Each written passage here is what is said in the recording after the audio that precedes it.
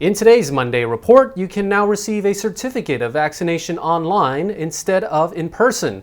Meanwhile, Bangkok SkyTrain is doing away with its fixed-fee 30-day pass, which could double the price of longer commutes.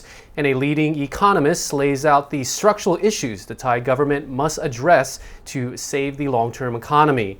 Details on these stories coming up on today's program.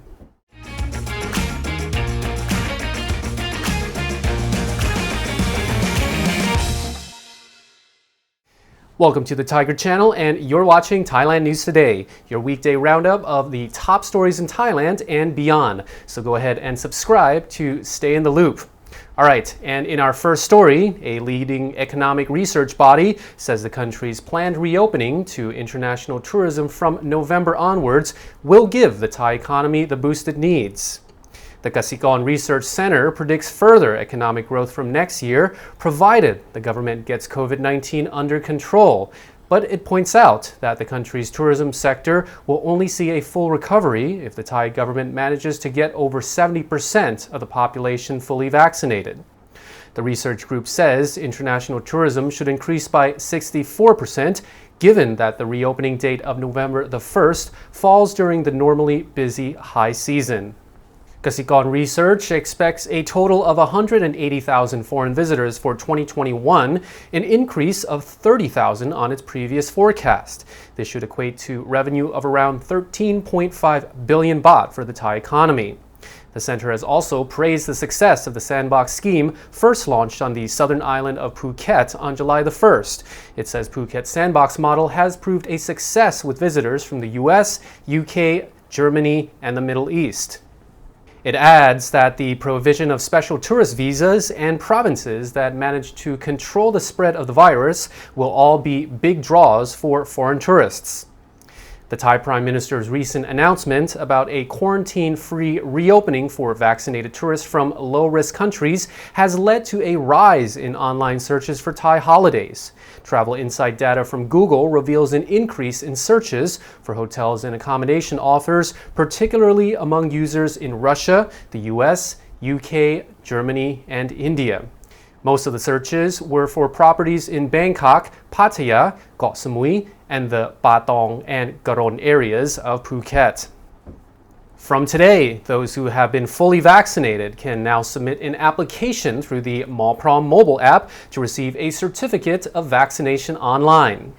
The move by the Bamrat Naradun Infectious Diseases Institute was made to help reduce long queue lines over applying for the certificates.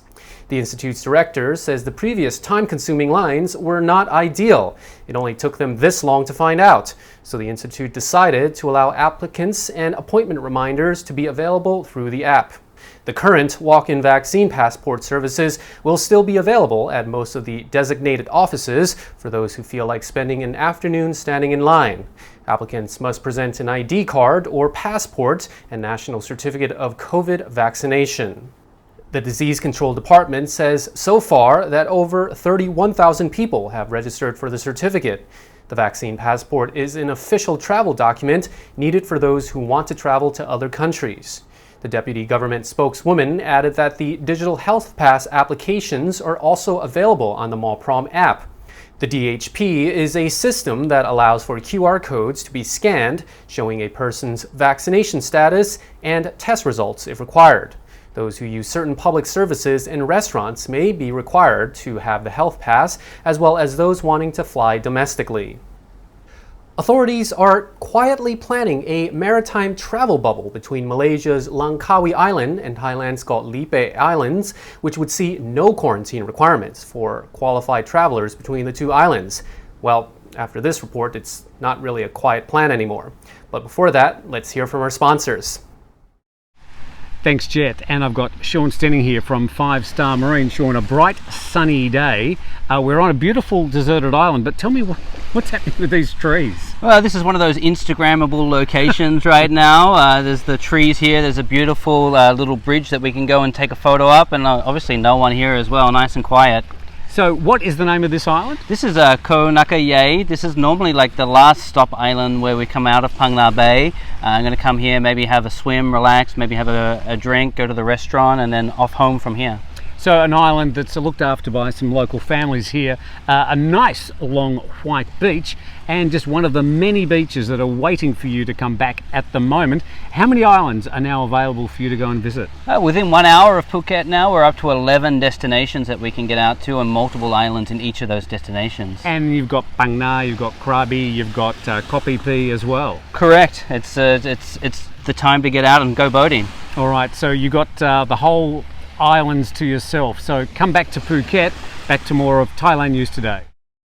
Thailand's Ministry of Tourism and Sports says Thailand's southern provinces that border Malaysia will be able to accept international tourists from December. The two Andaman Sea islands are normally connected by a cross-border ferry service.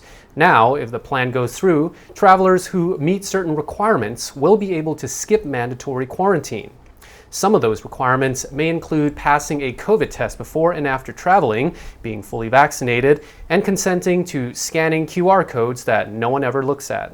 The plan of reopening southern border provinces is part of the second phase of Thailand's reopening strategy, with certain tourism areas set to reopen on November the 1st.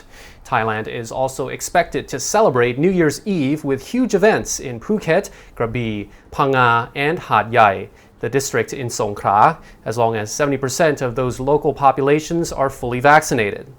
The New Year countdown is expected to draw large crowds, especially as celebrity opera singer Andrea Bocelli and Thai-born K-pop superstar Lisa from Blackpink have been asked to perform. Bangkok's 30-day BTS skytrain pass is coming to an end. As a result, commute prices will rise significantly for those who have to travel long distances on the SkyTrain each day. And according to a real estate firm, this may also have a major effect on Bangkok's condo market. According to Sena Development, the discontinuation of the SkyTrain pass is going to increase the demand to live around stations nearby workplaces. Sena's managing director, Gesara Thanyalaksana Park, explained that the 30-day pass offered a fixed rate, which meant that buyers had many more options in terms of condo location.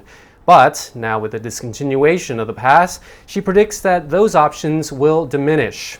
For example, buyers or tenants who work in the Asok area could opt for a larger condo around the less expensive Praksa SkyTrain station on the outskirts of town. Even I had to look up where that area was. Now, travel expenses may increase by as much as double after the discontinuation of the 30-day pass, prompting people to look for condos at stations closer to work. So what do you think? Would this price hike for longer distance trips make an impact on your condo decisions? Let us know in the comments. A leading Thai economist says there are several issues the country needs to address in order to protect the economy in the long term.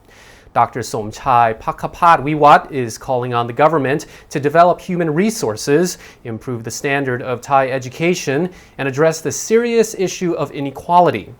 The leading economist says the pandemic has shone a light on glaring inequality in Thai society, adding that household debt has been growing for years and must be addressed. He says that one thing that has been problematic for a really long time and has been widely exposed by COVID is the inequality gap. Household debt is the highest in ASEAN and second highest in Asia Pacific and will rise even further if left unaddressed. Somchai did believe that the worst of the pandemic is over and that the world has turned a corner in relation to COVID. However, he warns that the Thai government must have enough vaccines ready for next year. He says more stimulus measures will also be needed, as well as rehabilitation for Thai people who've been suffering the longest. The economist added that as the COVID situation eases globally, tourism in Thailand should improve during 2022, but a full recovery will take time. In the interim, he suggests focusing on domestic tourism, which has the potential to grow by 80 to 90% with the right stimulus measures. He acknowledges that last year's relief packages from the government ensured that the situation did not become worse than it already was. And that wraps up the report for today, but do check out the video that just popped up here to continue watching shows on the channel. And Thailand News Today will be back tomorrow. Meanwhile, you're now up to date on the Thaiger.